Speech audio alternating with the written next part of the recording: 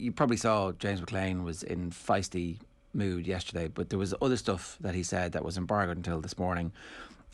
He's had his say on Ireland critics. Have a look at this. Yeah, well, Richard Dunn and Paul McGrath, like unbelievable in Irish shirt. So, of course, I respect their opinions. I don't remember Stephen Elliott pulling up too many trees in an Ireland shirt, so I wouldn't pay too much heed to what Stephen says, to be honest. But Richard Dunn and Paul McGrath, yeah, massive respect for their opinion. You know what I mean? They've been there, they've done it. So, look, obviously it's disappointing to hear because, you know, like I said, you have a new manager here. It's first time at international level, and a lot of young players experience it for the first time. So, like I said, we hopefully start winning games again, and then that doesn't be the case. Do you know what I mean? The more support, the better. And obviously, like I said, how much I respect Richard and Paul, but I'm just hoping the younger players aren't seeing that criticism, because it's not going to do any good for their confidence, especially at this moment in time. Yeah, look, I don't think that you can take some criticism and not others. Like, particularly when you've been beaten by Luxembourg and you haven't performed against Azerbaijan. Now, in between, there was a very good performance against Portugal, where we were pretty unfortunate not to get something away from home against one of the best teams in the world. So you've got to take this whole thing in the round. But that was the first clip that we want to play you. I want to play you this one. Here he is talking about Ireland's recent performances. Have a look at this. Well, I think apart from the Azerbaijan, I don't think the performance was bad against Azerbaijan. I think for that 15-45 in the first half, it was unacceptable. But I don't think the performance itself was bad. Like, we've created enough chances, and not putting the ball in the net, like, obviously that's worrying, because but the last 5 games, I think we're only beaten once, and it was later on against Portugal. And, you know, for 90 minutes against Portugal, the team were fantastic. You know, we went away to Hungary in the summer. They had a full house, and Hungary went on done well in the group they had in the Euros, which, you know, we had a lot of players missing as well in the summer playing Hungary. So, and that was a good performance. So I think you can see the signs are getting better. Like, performances are getting better, but we need to start scoring goals. We need to start putting the ball in the net. We need to start winning games, and we need to do that soon.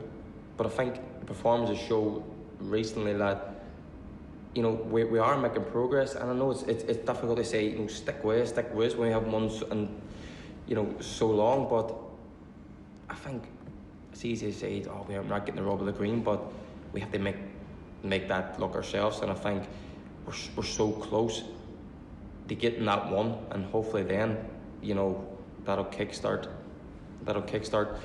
a few more. The big conversation point about we don't have a striker, and so therefore the point of changing the manager is that no manager is going to suddenly be able to deliver Patrick Bamford, for example. Obviously that's not an option anymore, but it's true, right? If you were to do a mixtape of all the misses so far, that the ones that have hit the upright, hit the crossbar, been blazed over from 2 yards, it wouldn't look good, would it? Like, and is that how much? Look, you know, how much do you blame the manager for that? You got to, at some point, the structures in place, give the players the confidence to go and be the full expression of themselves. So I accept that the manager has to have some responsibility for that. But at other times, it's like, lads, stick it in. Come on. Yeah, that's definitely been an issue. Like, it's interesting. There's obviously a couple of headline-grabbing things from James McClean's press conference in general. Obviously, going back on the whole criticism of the team, and the different pundits is going to grab headlines. The English versus Irish media coverage, which he thinks is basically the same, I think is going to grab a lot of headlines as well, and already has done. But there is a kind of essential theme to what James McClean is thinking here, and it is that the inexperienced players just are inexperienced and will not be at a level to actually deliver and change results for the Republic of Ireland until they get a little bit more experience. But he's also taken a little bit of responsibility on. He says that maybe we haven't helped the kids as well as we could have helped them. And he took that on board as a senior player. So that there is a little bit of taking responsibility on when it comes to James McClean, in fairness. And when you are looking for Ireland to start scoring goals, which I think we all accept is the big problem. Of course it's a problem when Seamus Coleman doesn't close down an Azeri player from 30 yards out. Of course that's not great, but like that seems like something that can be changed, or something that won't happen week in, week out. Whereas the goal scoring thing is clearly a trend. But those are the areas where Ireland are so inexperienced. I think inexperience is a legitimate reason why Ireland have been poor. Like Connolly 7 caps or 8 caps, Parrott 7 caps, Ida 9 caps was the attack the other night. Malumbi 11 caps, Cullinan 11 caps was your midfield the other night. Like that is your attack, completely made up of inexperienced players. 2 of those players just getting over 10 caps at the moment. So that will change. That will get better.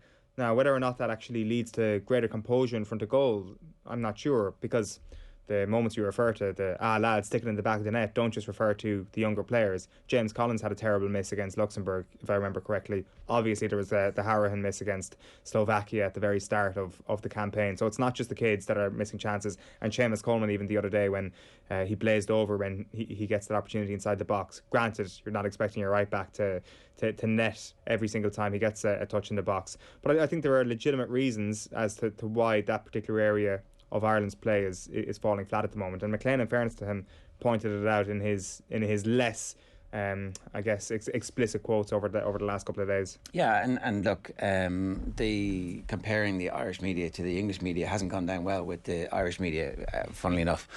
But I think that everybody can read the papers, check the headlines, see the stuff that's coming out about Stephen Kenny, and see the fact that all the stuff seems to be originating in the same place.